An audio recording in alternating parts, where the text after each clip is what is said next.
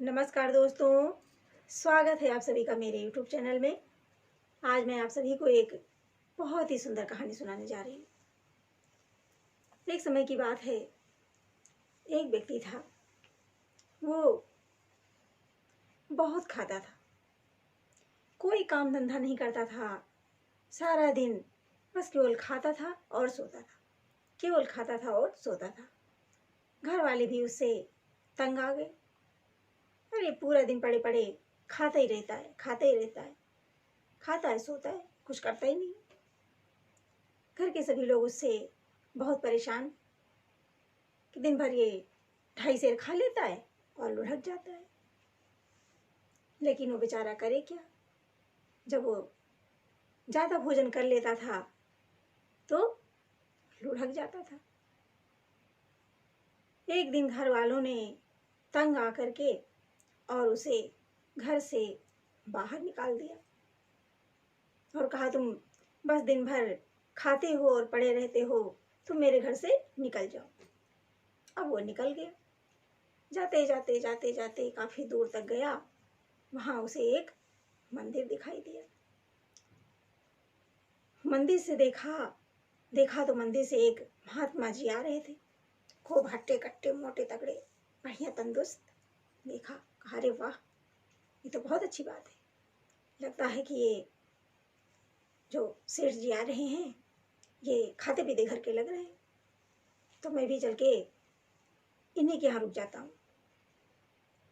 तब तक देखा कि और भी 2-4 लोग आ रहे हैं, सब बढ़िया मोटे तगड़े, अच्छे तंदुरुस्त। अब तो वो बड़ा खुश। वो महात्मा जी के पास गया और हाथ जोड़ के बोला, महात्मा जी, आप मुझे अपने यहाँ रख लीजिए। महात्मा जी तो संत तो सरल होते हैं। महात्मा ने बोला, आ जाओ, कोई बात नहीं, आओ और आकर के हमारे मंदिर में रहो और बस कुछ नहीं करना है। सुबह शाम आरती बंदन में खड़े हो जाना और 2 टाइम की आपको 2 पंक्ति में भोजन प्रसाद मिलेगा, उसे ग्रहण करना, पड़े रहना। वो बहुत खुश हुआ कि तो बहुत अच्छा कि कुछ करना भी नहीं पड़ेगा और भर पेट बढ़िया अच्छा भोजन भी मिलेगा। बहुत खुश। महात्मा जी ने कहा, लेकिन हमारे यहाँ कुछ नियम है, तो मैं तुम्हें राम राम सुना देता हूँ। महात्मा जी ने उसके गले में तुलसी की माला डाल दी और कान में उसको मंत्र दे दिया, हाथ में माला दे दी और कहा, बेटा तुम ये सीताराम सीताराम जाप करो, दिन भर प्रभु का नाम लो और जो भी भोजन मिलेगा प्रसाद उसे ग्रहण करना। बोले, महाराज ये 2 पंक्ति में ही मिलेगा। बोले, अरे कोई चिंता की बात नहीं है, तुम्हारा मर्जी, 4 में खाओ, 6 में खाओ, जितनी मर्जी उतनी खाओ, कोई दिक्कत नहीं। अब तो बड़ा खुश कि कुछ भी नहीं करना पड़ेगा और आराम से भोजन का प्रसाद मिलता रहेगा। वो अपना मंदिर में रहने लगा। पंगत बैठती, साथ में बैठ के भोजन करता, प्रसाद ग्रहण करता और सो जाता मस्ती में। सुबह शाम आरती वंदना कर लेता और माला हाथ में लिया था, सीताराम सीताराम जाप करता रहता था। कुछ दिनों के बाद एक दिन सुबह उठा तो देखा कि आज तो कुछ बने ही नहीं।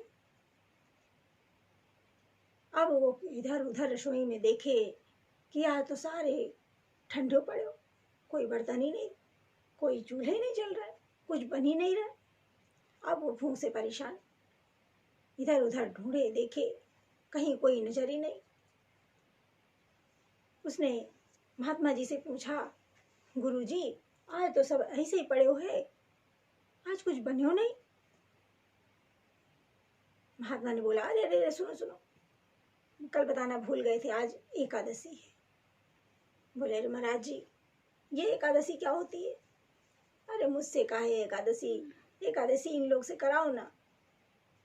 बोले, नहीं नहीं, हमारे यहाँ का आश्रम का नियम है, एकादशी के दिन किसी को भी अन्न नहीं दिया जाता है और यहाँ पर सभी व्रत रहते हैं। उसने बोला, क्या सभी रहते हैं? ये सब आपके यहाँ जितने हैं कर्मचारी सब रहते हैं? बोले, हाँ, सब पूरा मंदिर यहाँ का नियम। बोले प्रभु अगर मैं एकादशी रहूंगा तो मैं तो द्वादशी देख ही नहीं पाऊंगा कि द्वादशी कैसे होती है। मैं तो जीवित ही नहीं बचूंगा, रात ही में चला जाऊंगा। अब तो सब लोग हंसने लगे। बोले नहीं नहीं ऐसा नहीं है, रह लोगे, कोई दिक्कत नहीं होगी। यहाँ पर खूब भंडार भरा है, फल दूध मेवा मिष्ठान खूब मिलेगा आपको। बोले कि नहीं प्रभु, नहीं गुरुजी, बिना भोजन के तो मैं रह ही नहीं पाऊंगा। पंडित जी ने बोला, महात्मा ने बोला कि क्या तुम भोजन बना लेते हो? बोले अरे सरकार, मरता क्या नहीं करता, बना लूंगा बना लूंगा। महात्मा ने अपने सेवकों को आदेश दिया और कहा कि इसे 2.5 सेर आटा, गुड़, नमक, तेल, घी, इसे सारा सामान दे दो। सेवकों ने ला करके उसे सारा सामग्री निकाल करके रख दिया, दे दिया और कहा कि जाओ, वो नदी दिख रही है ना, नदी के किनारे से वहां पर पेड़ है, पेड़ के नीचे बैठकर आप भोजन बना लेना। वो बेचारा क्या करे, सारा सामान ले करके, सारा सामान लेकर के वहां नदी के किनारे चला गया। उसका नाम था राघव। पहले से जो भी रहा होगा, महात्मा जी ने उसका बड़े प्यार से नाम राघव रख दिया। अब राघव अपना सारा सामान लेकर पेड़ के नीचे नदी के किनारे पहुंच गया और वहां बनाना तो कुछ आता नहीं था, लेकिन फिर भी अपना थोड़ी सी कुछ उसने रोटियां बनाई, कच्ची पक्की जली भुनी जैसी भी उसे बनानी आई, और बनाकर एक पत्तल लेकर आया और उस पे निकाली, रोटियां निकाली, थोड़ी सी भाजी बनाई, वो निकाली, निकाल करके पत्तल पे रखा, थाली परोस के रखा। सोचा अरे इसमें मीठा तो कुछ है नहीं, ठाकुर जी के लिए भोग कैसे लगाएं। हमारे उसे याद आया, अरे मेरे गुरुजी ने कहा था कि जो भी बनाना भोग जरूर लगा देना। ठीक है, अब मैं अपने गुरुजी का आदेश पालन करूंगा और भोग जरूर लगाऊंगा। अब वो मिठाई ढूंढने लगा, उसने देखा अरे गुड़ को पत्तल पर रखा भोग लगाने के लिए। पूरी थाली ऐसे सजाई और सजाने के बाद उसने हाथ जोड़ करके प्रार्थना की कि भगवान आओ मेरे भोजन का भोग लगाओ। तो बड़े ही सुंदर ढंग से उसने, राघव ने गा करके प्रभु से प्रार्थना किया है। तो आइए देखते हैं कि उसने भोग के लिए कौन सा मंत्र गाया था। तो आइए हमारे साथ आप लोग भी गुनगुनाएं।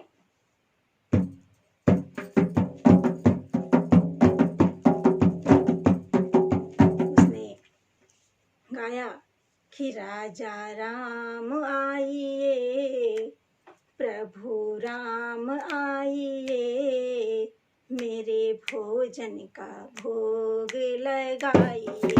ओ राजा राम आइए, प्रभु राम आइए, मेरे भोजन का भोग लगाइए।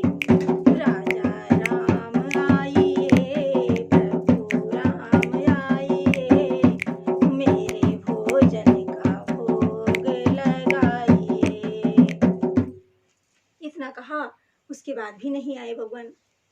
बड़ी देर तक हाथ जोड़े, आंख बंद करे प्रार्थना करता रहा, प्रभु नहीं आए।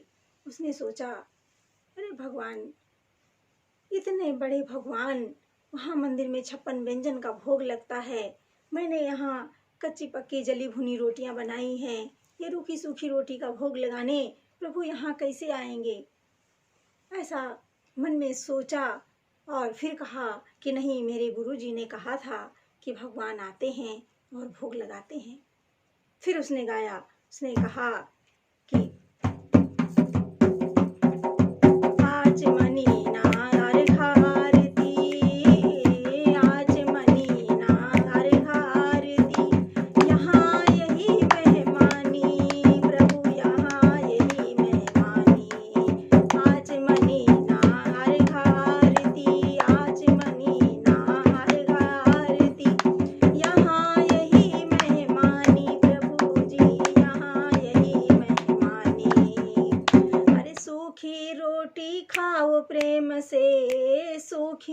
रोटी खाओ प्रेम से, पियो नदी का पानी। राजा राम आइए, प्रभु राम आइए, मेरे भोजन का भोग लगाइए। ओ राजा राम आइए, प्रभु राम आइए, मेरे भोजन का भोग लगाइए।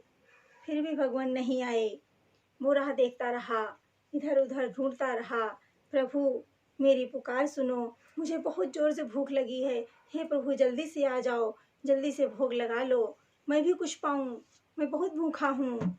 फिर से गाने लगा, पूड़ी और कचौड़ी भगवन, अरे पूड़ी और कचौड़ी भगवन, मैंने नहीं बनाई। पूड़ी और कचौड़ी भगवन, मैंने नहीं बनाई।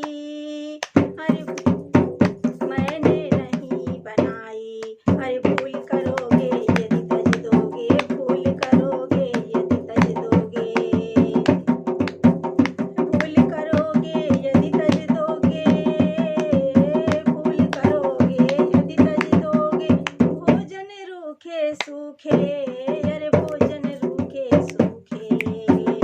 एकादशी आज मंदिर में, एकादशी है आज मंदिर में, अरे बैठे रहोगे भूखे। राजा राम आइए, प्रभु राम आइए, मेरे भोजन का भोग लगाइए। ओ राजा राम आइए, सीता राम आइए, मेरे भोजन का भोग लगाइए। जैसे उसने इतना कहा, प्रभु तो बहुत ही सरल हैं और उसकी मधुर वाणी, उसका भोलापन देखकर भगवान रीझ गए और प्रकट हो गए। जैसे ही प्रकट हुए वो खुश हो गया और उसने थाली में जो निकाला हुआ था उसने सोचा कि भगवान के सामने समर्पित करूं। लेकिन क्या देखता है कि भगवान अकेले नहीं हैं, उनके साथ माता जानकी जी भी हैं। माता जानकी जी को भी देखकर उसने देखा कि अरे मैंने तो एक ही को बुलाया था, ये दो दो आ गए, अब क्या करें? अब तो लगता है मुझे कुछ मिलेगा नहीं। अब उसने कहा कि सीता समारोपित वाम भागम, जहाँ पर प्रभु राम जाएंगे वहाँ पर तो हमारी जानकी जी, उनकी अर्धांगिनी है, वो तो साथ में जाएंगी, वाम भाग में विराजमान। जब उसने भगवान राम का युगल जोड़ी में दर्शन किया, मंत्रमुग्ध हो गया, आनंदित हो गया और कहा प्रभु कोई बात नहीं, आप दो आए हो, बैठो बैठो, कोई बात नहीं, आप आए हो, मुझे अच्छा लग रहा है, आनंद हो रहा है, अच्छे लग रहे, आप बैठो भोजन करो। दोनों को बड़े प्रेम से भोजन कराया, चले गए। जा करके कुछ दिन फिर आराम से बीता, अगली बार फिर एकादशी आई। अब सवेरे उठा, मन मारे बैठा उदास। महात्मा ने देखा, अरे राघव क्या हो गया, काहे आज बड़े उदास? बोले अरे महाराज क्या बताएं, वहां तो दो दो आते हैं। महात्मा ने कहा अरे हो सकता है कि भूखा रह गया हो, पिछली बार 2.5 सेर आटा दिया था, कम हो गया होगा। सेवक को बुलाया और कहा इसको 3.5 सेर आटा दे दो, बाकी की और भी सामग्री बढ़ा दो, कोई बात नहीं, भूखा रह गया होगा। अब उसको 3.5 सेर आटा और सब्जियां, तेल, गुड़, जो कुछ भी था, घी, सारा सामान उसे दे दिया। फिर लेकर नदी के किनारे चला गया। जा करके उसने फिर भोजन बनाया और भोजन बना करके जब पूरा तैयार हुआ, फिर से थाली सजाई और फिर भगवान को भोग लगाने के लिए फिर से बुलाने लगा। तो क्या बुलाता है कि राजा राम आइए, प्रभु राम आइए, मेरे भोजन का भोग लगाइए। राजा राम आइए, प्रभु राम आइए, मेरे भोजन का भोग लगाइए।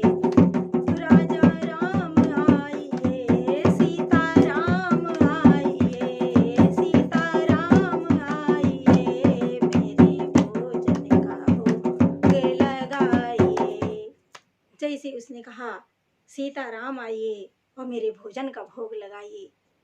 भगवान प्रकट हो गए।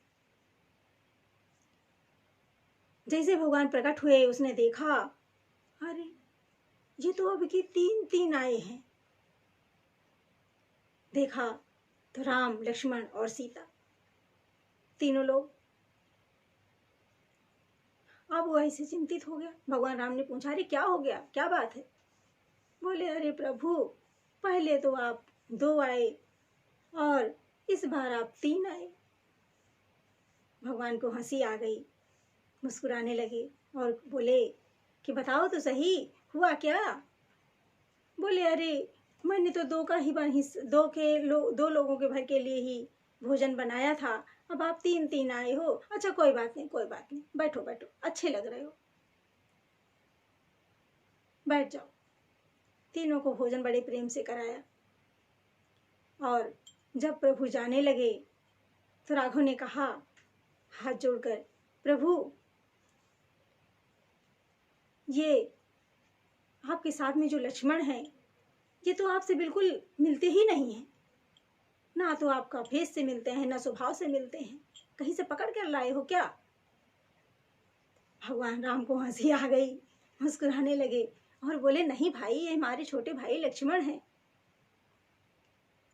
बोले, लगते नहीं हैं। बोले, नहीं, ये मेरे छोटे भाई लक्ष्मण हैं। बोले, अच्छा ये एक बात तो ठीक है, लेकिन इस बार बता दो कि आप कितने आओगे। अब भगवान को तो हंसी रोके ना रुके कि ये कितना भोला है, कितना निर्मल मन है इसका। कहता है, प्रभु आप कितने आओगे, अब इस बार बता दो।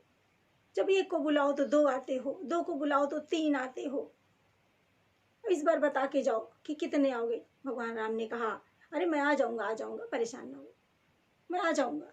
बोले, नहीं प्रभु बता के जाओ। बोले, नहीं नहीं, भगवान राम ने कहा, नहीं नहीं, आ जाऊंगा। अब जब अगली बार एकादशी आई, 15 दिन तो किसी तरह बीत गया। जब अगली बार एकादशी आई तो फिर राघव मुंह फुलाए बैठे चिंता में कि अब क्या होगा, अब आज पता नहीं कितने आएंगे। जब महाराज ने देखा, महात्मा ने देखा कि आज तो राघव फिर बहुत उदास है, उन्होंने पूछा, क्या हो गया राघव, काहे इतने उदास हो? बोले, अरे गुरुजी, वहां पर तो बहुत आते हैं। बोले, हम समझा नहीं। बोले, अरे आपने कहा था भगवान को भोग लगा देना, जब मैं वहां भगवान को भोग लगाता हूँ वहां बहुत आते हैं, तो आज मुझे 7 सेर आटा देना, 7 सेर, और उसके हिसाब से सारी सामग्री भी देना। महात्मा ने सोचा कि ये अकेला है और 7 सेर आटा कैसे खा लेगा। महात्मा के मन में शंका हो गई। जो उन्होंने सोचा कि जरूर ये बेचता होगा, 7 सेर आटा तो यह खा नहीं पाएगा। उन्होंने सेवक को कहा कि इसे 8 सेर दे दो और बहुत सारी सामग्री भी साथ में इसके साथ दे दो। और सारी सामग्री उसको देके और पीछे पीछे महात्मा भी चले।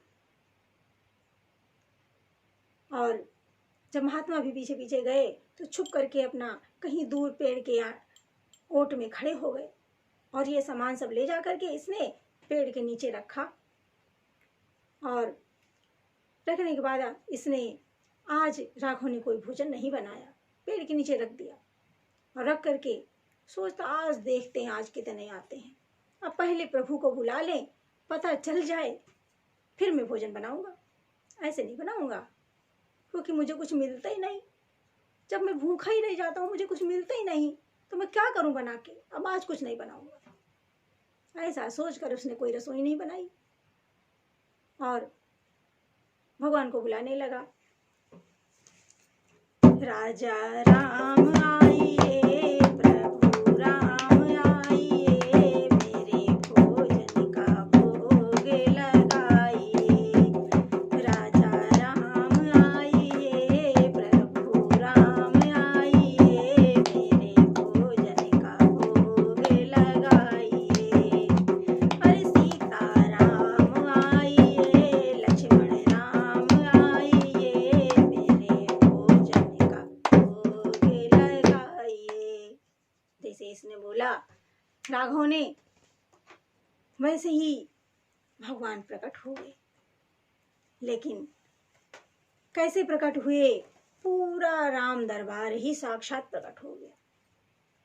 राम, लक्ष्मण, सीता और साथ में हनुमान जी और भरत, शत्रुघ्न, पूरा पूरा परिवार ही आ गया।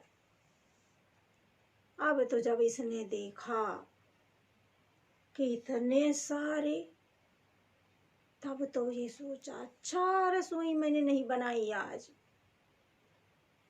क्योंकि आज तो मुझे और भी कुछ नहीं मिलता। इतने दिनों से तो ऐसे ही भूखा हूं। जब एक को बुलाओ तो दो आते हैं, जब दो को बुलाओ तो तीन आते हैं। वहां तो पूरा पूरा खानदान है, बुला लाए हैं, पूरा परिवार है। अब तो अब भगवान से यही होगा, अब भगवान आप खुद ही बनाओ, खुद ही पाओ। अब आज मैं कुछ नहीं बनाऊंगा। अब भगवान मुस्कुरा रहे हैं, राघव मस्त है अपने में, भगवान को बोल रहे हैं। भगवान ने पूछा, अरे क्या हुआ राघव? बोले, अरे प्रभु, जब आपको एक को बुलाओ तो आप दो आते हो, और दो को बुलाओ तो आप तीन चले आते हो, तीन को बुलाओ तो आप पूरे पूरे खानदान उठा लाते हो।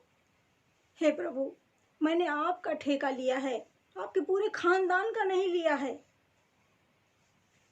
अब तो भगवान की इतनी हंसी, इतने सब इतना हंस रहे हैं कि देखो कितना भोला भाला भक्त है। उनकी खुशी का तो ठिकाना ही नहीं कि कितना भोला भक्त है। खूब हंस रहे। और राघव बड़े दुखी कि आज तो कुछ मिले ही नहीं। कहते, प्रभु आज तो आप ही रसोई बनाओगे और आप ही पाओगे, आज मैं कुछ नहीं बनाऊंगा। भगवान राम ने पूछा कि क्या तुमने आज कुछ बनाया नहीं? बोले, ना भगवान, मैंने आज कुछ नहीं बनाया और आज मैं कुछ नहीं बनाऊंगा। आज अपने बनाओ और अपने खाओ, अपने पाओ। भगवान ने कहा कि क्यों नहीं बनाई? बोले, हमको तो पता था कि पहले आप लोग आ जाओ, हम देख ले, फिर रसोई बनाए। हमको तो कुछ मिलेगा नहीं तो क्या करें बना के, हम कुछ नहीं बनाएंगे आज। भगवान ने कहा, अच्छा चलो, भक्त की यही इच्छा है तो ठीक है। भगवान ने उसे कहा कि चलो ठीक है। अब भक्त ने बोला कि प्रभु, अब आज तो आप ही भोजन बनाइयो, और मन में गाने लगा।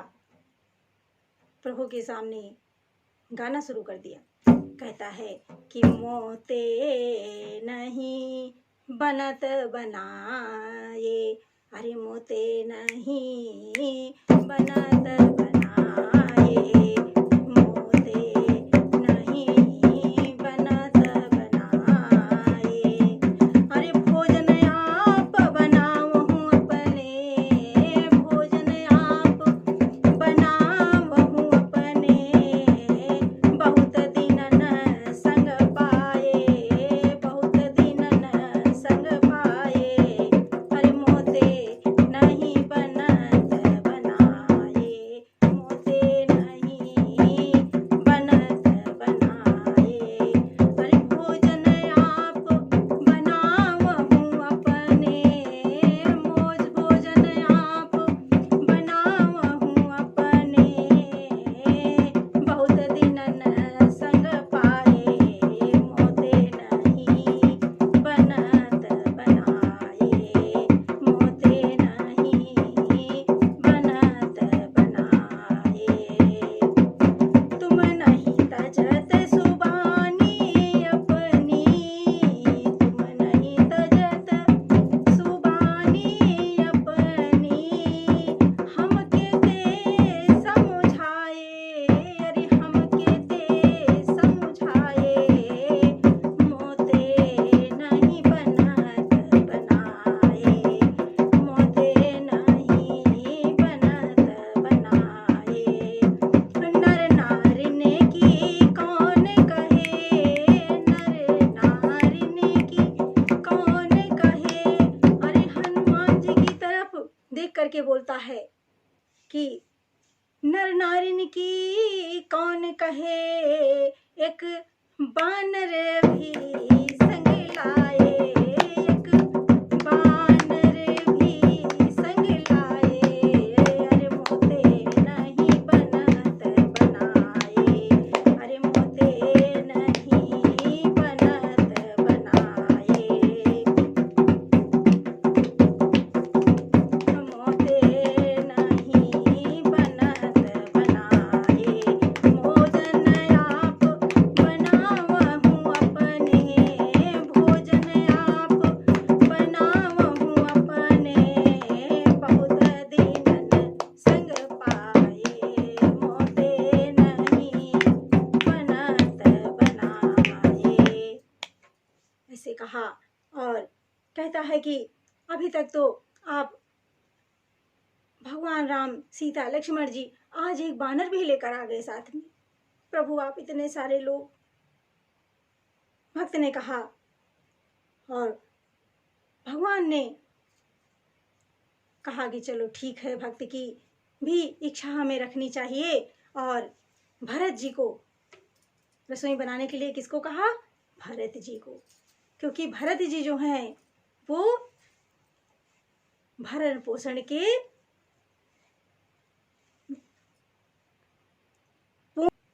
भरत जी भरण पोषण के अगम में हैं। जो कोई भी भरत जी का नाम ले लेता है वो किसी भी परिस्थिति में हो, किसी भी समस्याओं से भरा कष्ट में जीवन हो और उसे भोजन की व्यवस्था ना मिल पा रही हो, यदि सुबह शाम भरत जी का नाम सुमिरन किया जाए तो उसका भंडार हमेशा के लिए भरा रहेगा, कभी किसी की चीज की कमी नहीं होगी। गोस्वामी तुलसीदास जी ने बड़ी सुंदर पंक्ति कही है, बड़ा सुंदर दोहा कहा है, तो आपने कि बेसो भरण पोषण कर जोई, बेसो भरण पोषण कर जोई, ताकर नाम भरत यस होई, ताकर नाम भरत यस होई, अरे बेसो भरण पोषण कर जोई, ताकर नाम भरत यस होई, ताकर नाम भरत यस होई। प्रभु श्री राम ने भरत की ओर मुस्कुराते हुए देखा और भरत जी ने रसोई संभाली। अब सभी अपने अपने कार्य में जुट गए। तो देखिए कौन किसको क्या कार्य सौंपा गया है। तो भरत जी भंडारे बनाने लगे हैं, श्री भरत जी भंडारे बनाने लगे हैं, अरे भरत जी भंडारे बनाने लगे हैं, भरत जी भंडारे बनाने लगे हैं, चुने चुन के लकड़ी लखन लाल लाने लगे हैं,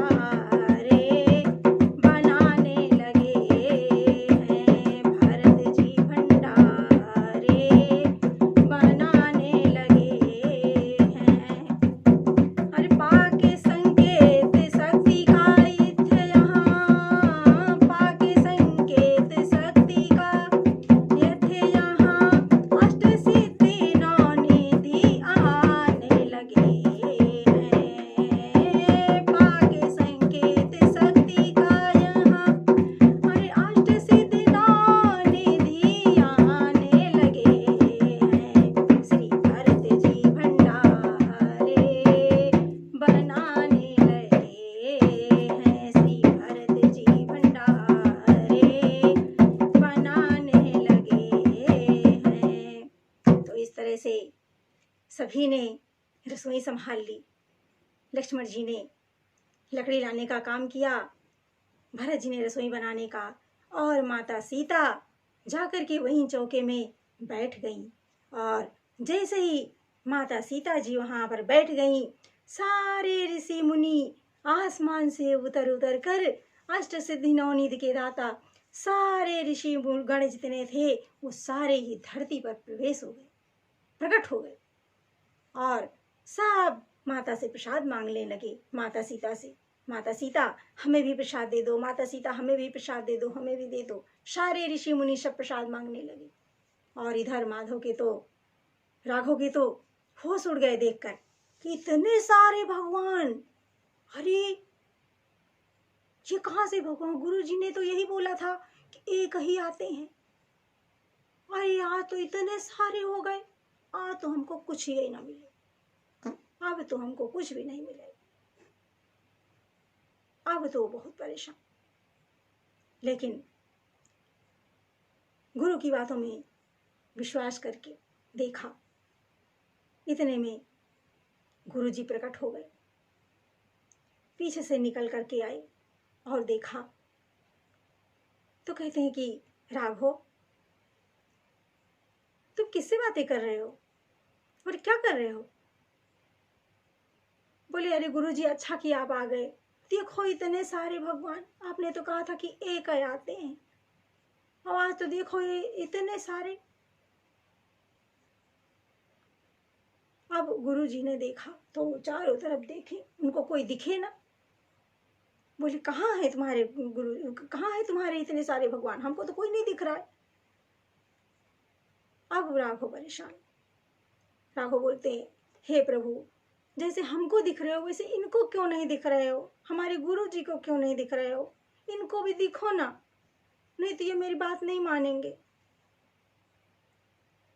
भगवान राम ने कहा कि नहीं, मैं इनको नहीं दिखूंगा। फिर राघव ने अपने गुरु जी से कहा कि मेरे प्रभु कह रहे हैं, भगवान कह रहे हैं कि मैं तुम्हें नहीं दिखूंगा। अब तो गुरु जी और परेशान। गुरु जी ने कहा कि आखिर अपने भगवान से पूछो तो कि वो मुझे क्यों नहीं दिखेंगे।